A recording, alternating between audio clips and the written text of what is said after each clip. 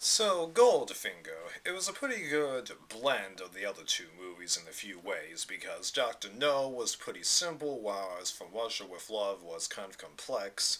Here, there's more complexity, but is in I think, a much easier way to understand. Now, that's not to say From Russia with Love was tough to understand, but it just felt better here. And then also Bond and his ability to take care of the bad guys, because in Doctor No, he's following them all over the place. He's basically superhuman.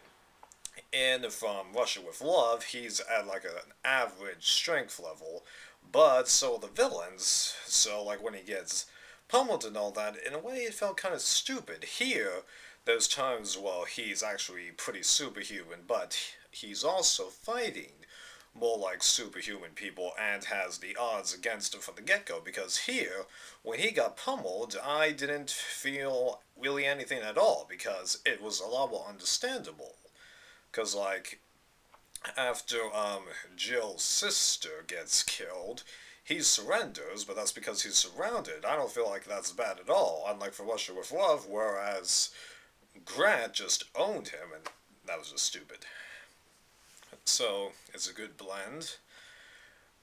And it feels more like the typical James Bond feel, where the bad guy feels completely different from a normal uh, person in a way, trying to make them seem subhuman, and then Bond is able to gradually figure out the plan, figures it out against the odds, and actually needs help, and I'm really happy with how this turned out. I don't really know what else I can say. Connery and everyone else are still bringing it in great. I really liked Goldfinger. He didn't seem super intimidating, but due to the complexity of his plan and how he was able to mastermind a whole bunch of other people, I'm impressed with that, and I feel like I'm just repeating myself saying I'm impressed, I'm impressed, I'm impressed, so I like the movie. Easily another 4.5 in my books, I think. Okay, so moving on to the Bond Awards. Best Bond is still Connery. Best Opener is still Doctor No, because that had a pretty impressive killing and all that. In this one was honestly just mainly just to show Bond sneak into one easy door and deliver a one-liner. Really, it wasn't that impressive. Best villain, I'm honestly going to give that to Goldfinger, because while I don't think he's as intimidating in the brain, what he was able to set up and all that, I'm more impressed by that, even though it is pretty close to what Dr. No did.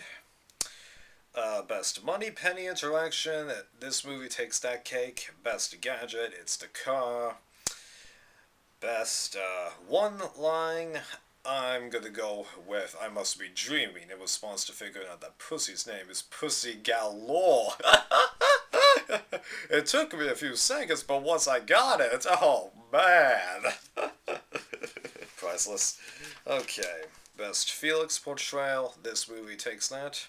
Best Bond girl, it's still Honey Rider, because whereas Jill, was hot, she wasn't in the movie that long, and Pussy, even though she was a good part of the plot, just I don't know. I think it's going to be a while before I boot her off the list, honestly. Best Q interaction, it goes to last movie, I think, because I don't know. The interaction just didn't seem as good. Best image interaction is still that Tokyo comment from Russia. Hilarious. Best ending is still Doctor No. And as for best movie, I'm still going to put that as Doctor No, honestly, even though this movie I feel like is just as good. So, 3 bonds down, 20 to go.